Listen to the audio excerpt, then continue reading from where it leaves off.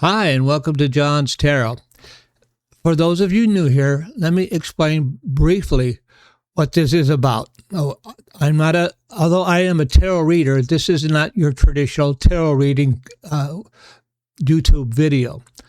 I work as an ICU nurse, and I'm also a tarot reader. Over time, I began to notice a deep correlation between Carl Jung's process of individuation and what's called a fool's journey in the tarot. Not as prediction, but as a symbolic map of psychological growth. This series is for those of you who find themselves on that journey.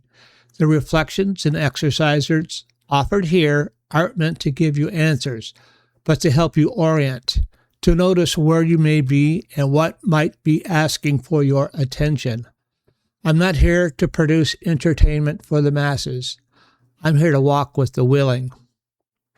In this episode, we're going to explore something very familiar to all of us, and yet rarely questioned, the persona. The persona is the face we present to the world. It's how we learn to belong, how we survive, how we find our place in family, culture, and work. It's not false and it's not wrong. In fact, we need a persona. Without it, we wouldn't function in society at all. But the problems begin when we forget that the persona is something we wear, and start believing it is who we are. Most of us didn't choose our personas consciously. It was shaped early by family expectations, cultural rules, unspoken agreements about what was acceptable and what wasn't. And for a long time it worked, until one day it didn't. Awakening often begins right here, with the quiet realization that the life we're living, the role we're playing, or the version of ourselves others rely on no longer fits as cleanly as it once did. That realization can feel unsettling, even frightening, because loosening the persona raises deeper questions. If I'm not who I've been performing as, then who am I really? This episode isn't about tearing the persona down. It's about becoming conscious of it, about learning when it serves us and when it begins to suffocate the deeper self that's trying to emerge. So as you listen, I invite you not to judge the roles you've played. They likely protected you. They likely help you belong. Just notice them, and notice what happens when you allow yourself, even briefly, to set them down. And as always, this podcast is not therapy, not medical advice. This is psychological and spiritual education grounded in Jungian thought, real lived experience, and a symbolic lens of tarot. So let's begin. The persona, masks we wear, from John's Tarot Soul Awakening series. Welcome to John's Tarot. Today we explore a part of the psyche that's both necessary and limiting, the persona, or masks we show the world. In Jungian psychology, the persona is not fake, it's functional. But when we confuse the masks for who we are, we lose touch with our deeper truth, our essence, and our self.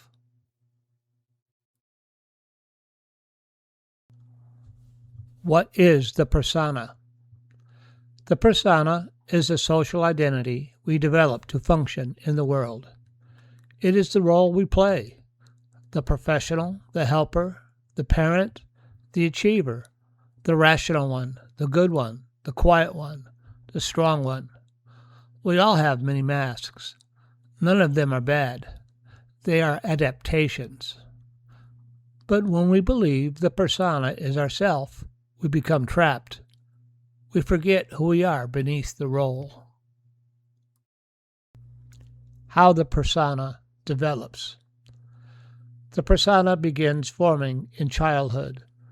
We learn very early which parts of us are welcomed, which parts cause conflict, which parts disappoint others, and which parts keep us safe.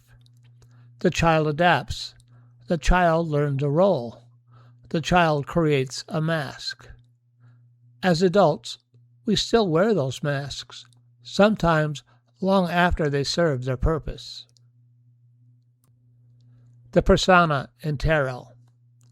The tarot captures the persona beautifully.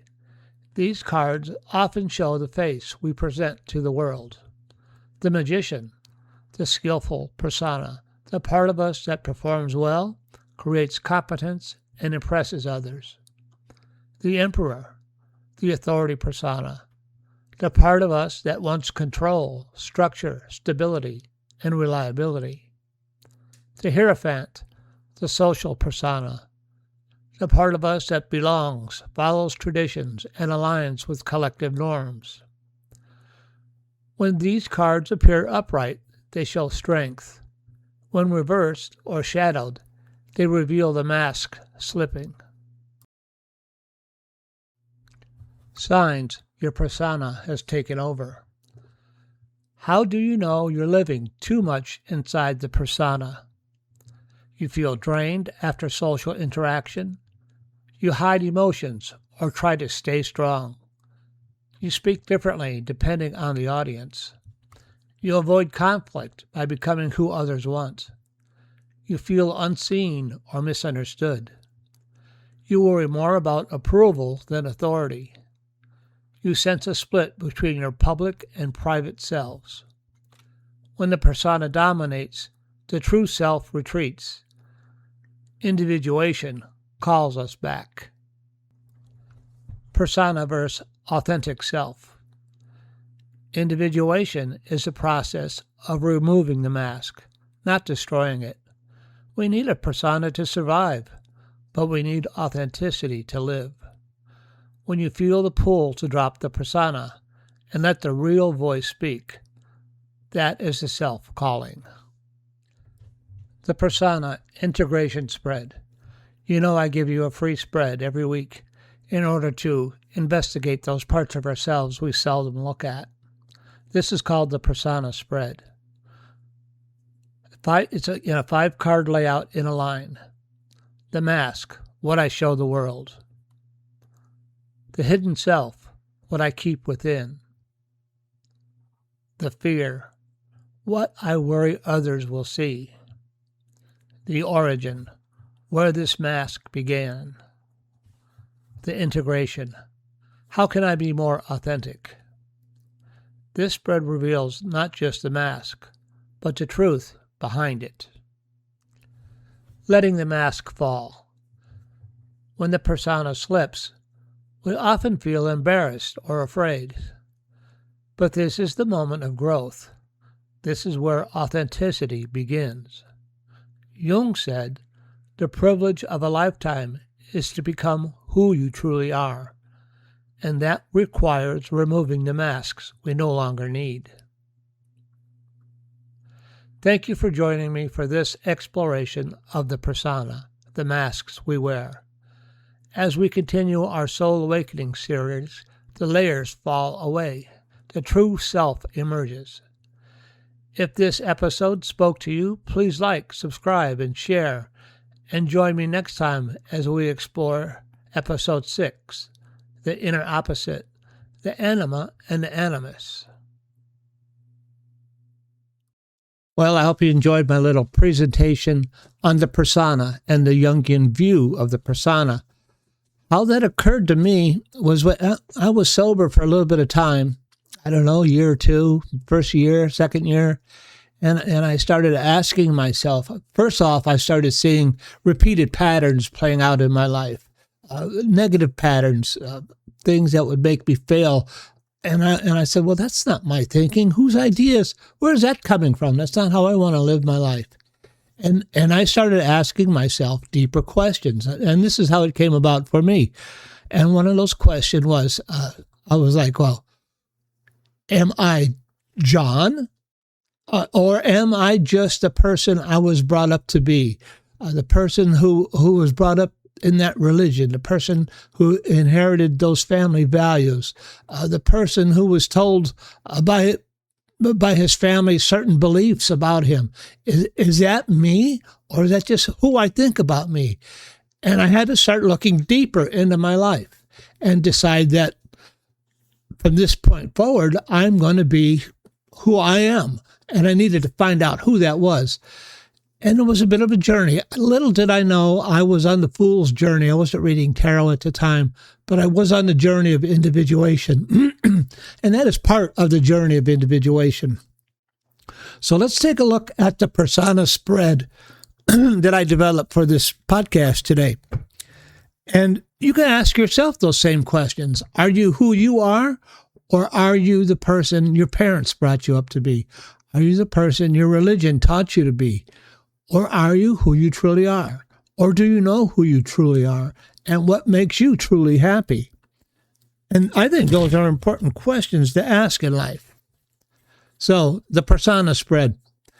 5-card layout in a line. My ability to read tarot is a gift, an expression of divine love, and I'm here to share it with you in that same spirit. Okay. So, in the persona spread, give me a 5-card persona spread. The persona spread. All right, cut the deck. First card, the mask, what I show the world. And that is the Empress. So the Empress is somebody, the mask, what I show the world. She said, you stand at the doorway of the high priestess.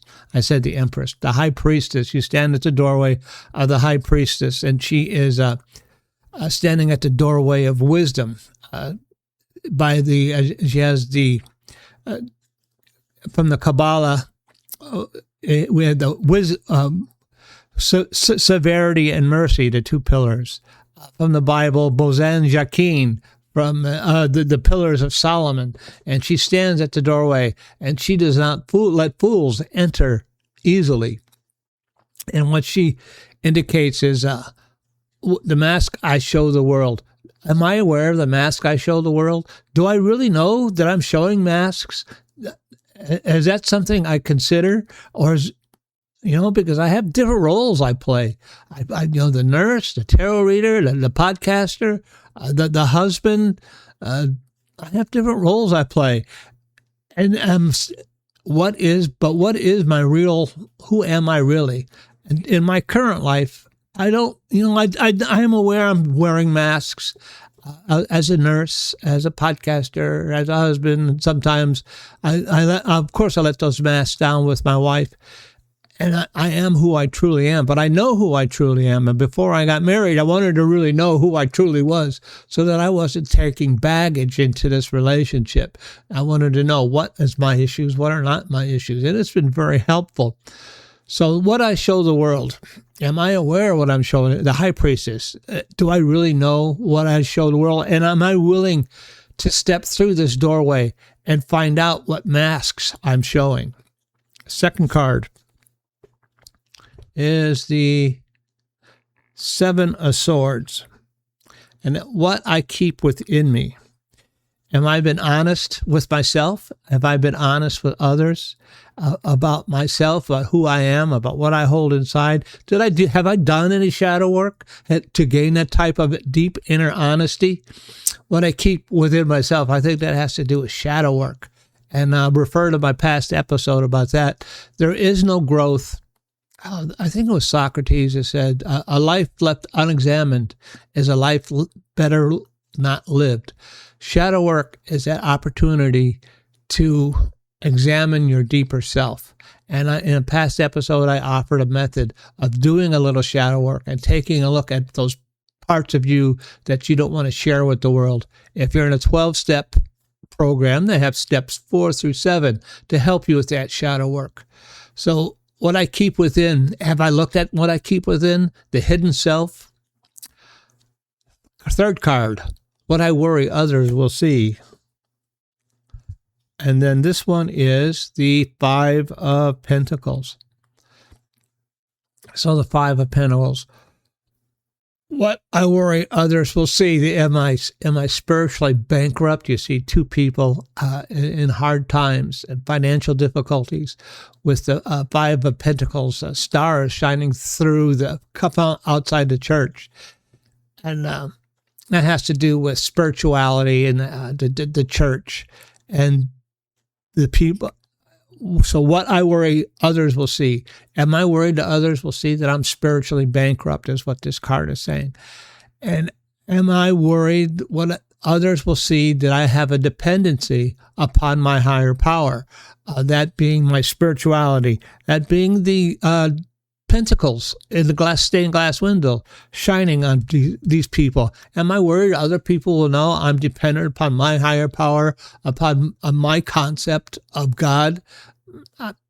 Particularly in this life, I don't particularly worry about it. I am dependent upon a higher power, and that's okay. And that's definitely okay. But you should ask yourself those types of questions with this card. Okay, the fourth card, where this mask began. The 10 of Wands. That has to do with hard work. Where this mask began for me is the hard work I put in, in recovery, the hard work I put in rebuilding a life.